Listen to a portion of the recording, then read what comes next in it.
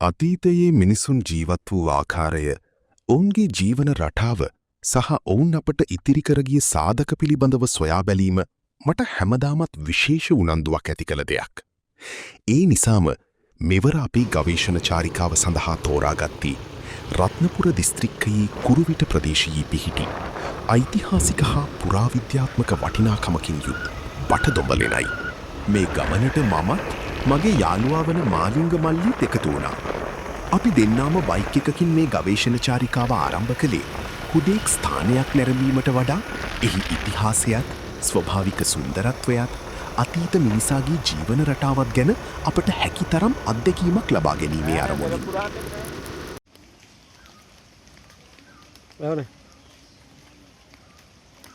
එතනින් පසුව අපේ ගමන තවත් වෙනස් අත්දැකීමක් වුණා. ලෙන වෙත ළඟාවීමට තවත් කිලෝමීටර් 1.5ක් පමණ ඉහළට ගමන් කළ යුතුයි. රබර් වතු අතරින් කැලාබද පරිසරය මැදින් වැටී ඇති මාර්ගය දිගේ ඉදිරියට යද්දී අපට දැනුනේ නගරයේ කාර්යබහුල ජීවිතයෙන් ඈත් වෙලා වෙනම ලෝකයකට ඇතුළු වෙනවා වගේ හැඟීමක්.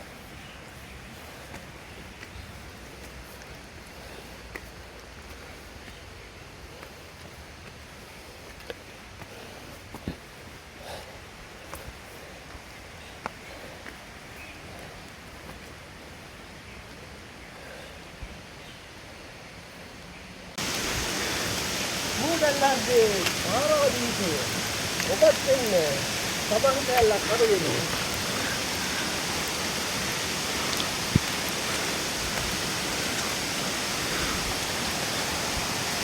සබා ධර්ම රකින්න ඕදාමේ සමත්කාරී විදින් ඔබත් වෙන්නේ ඇවිල්ලා මුදල්ලාගේ රකින්න අපේ ගහගෙන කෙල්ලේ එච්චර අතරමඟ හමුවන දොළපාරවල්, ගස්වැල් සහ නිස්කලංක පරිසරය මේ ගමන තවත් සුන්දර කළා. අවසානයේ පැය එකමාටක ආසන්න සුන්දර ගමනකින් පසුව අපි බටදොඹලෙන ආසන්නයටම ළඟා වුණා.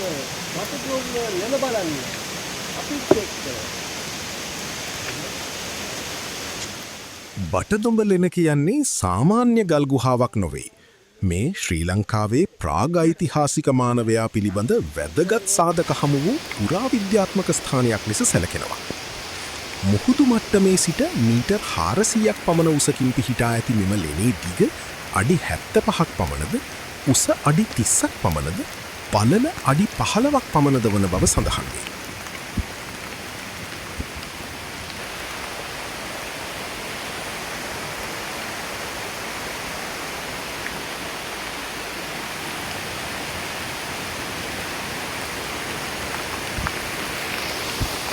ලෙන තුළට ඇතුළු අපි දෙන්නාටම ඇති වූ හැඟීම වචනවලින් විස්තර කරන්න අමාරුයි.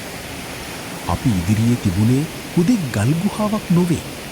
වසර දහස් ගණනකට පෙර මේ භූමියේ ජීවත් වූ මිනිසුන්ගේ ජීවිත පිළිබඳ කතා කියන නිහඬ සාක්ෂිකරුවෙක්.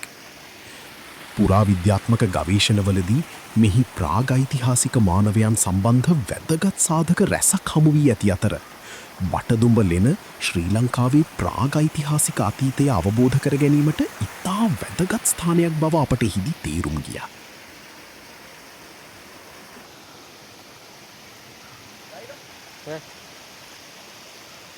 බටදොඹලෙනේ වැදගත්කම තවත් ඉහළ යන්නේ ශ්‍රී ලංකාවේ ප්‍රාග් ඓතිහාසික මානවයා පිළිබඳ සාධක මෙහිදී හමුවීම නිසායි. බලංගොඩ මානවයා ලෙස හඳුන්වන ශ්‍රී ලංකාවේ ප්‍රාග් ඓතිහාසික මානව ජනාවාස පිළිබඳ සාධක මෙම ප්‍රදේශයෙන් හමු වී තිබෙනවා. ඔවුන්ගේ ජීවන රටාව, භාවිත කළ ආයුධ සහ පරිසරය සමග ඔවුන් පැවැත් වූ සම්බන්ධතාවය පිළිබඳව පුරාවිද්‍යාත්මක සාධක ඔස්සේ අතීතය ගැන අවබෝධයක් ලබාගත හැකියි.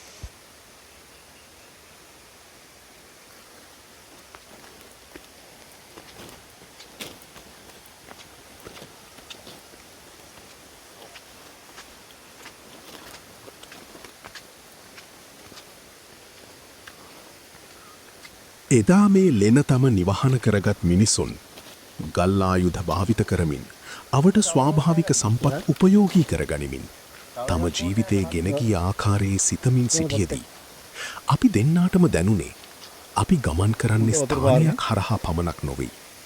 අතීතය හරහා කියලයි.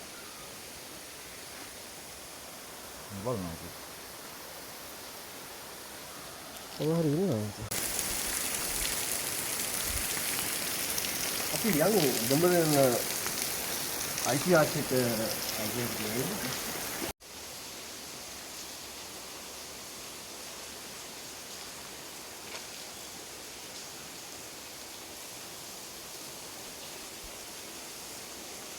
කෙසේ වෙතත් මේ සුන්දර පුරාවිද්‍යාත්මක ස්ථානයේදී අපට දකින්න ලැබුණු කනගාටුදායක දෙයක් තිබුණා. අද ජීවත් වන සමහර මිනිසුන් ලෙනේ බිත්තිවල තමන්ගේ නම් සහ විවිධ සටහන් කොටා තිබුණා. වසර දහස් ගණනක් පුරා අතීත මිනිසාගේ මතකයන් ආරක්ෂා කරගෙන සිටි මෙවැනි ස්ථානයක නූතන මිනිසා තම නම සටහන් කර යාම ඇත්තටම කනගාටුවට කරුණක්.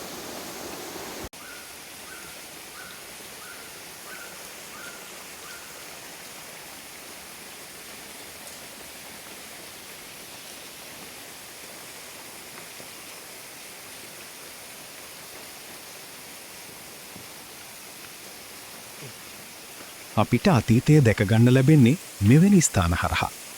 ඒ නිසා ඒවා විනාශ කිරීම හෝ ඒවා මත අපේ නම් සටහන් කිරීම වෙනුවට අපි කළ යුත්තේ ඒවා ආරක්ෂා කර ඊළඟ පරම්පරාවට බාර දීමයි. මමත් මගේ යාළුවා මාලිංග මල්ලි බයික් එකකින් ආරම්භ කළ මේ ගමන අවසානයේ අපට ලැබුණේ සුන්දර ස්ථානයක් දැක ගැනීමේ අත්දැකීමක් විතරක් නෙවෙයි.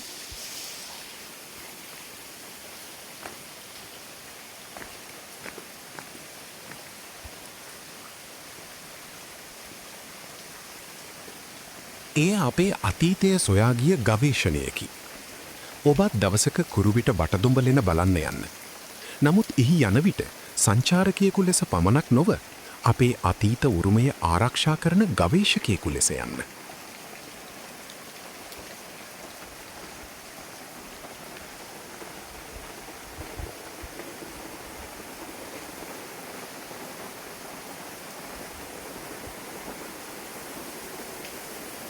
ස්ථානයේ සුන්දරත්වය විඳින්න, ඉතිහාසය ගැන සොයන්න, මතක සටහන් ඡායාරූපවල තබාගන්න.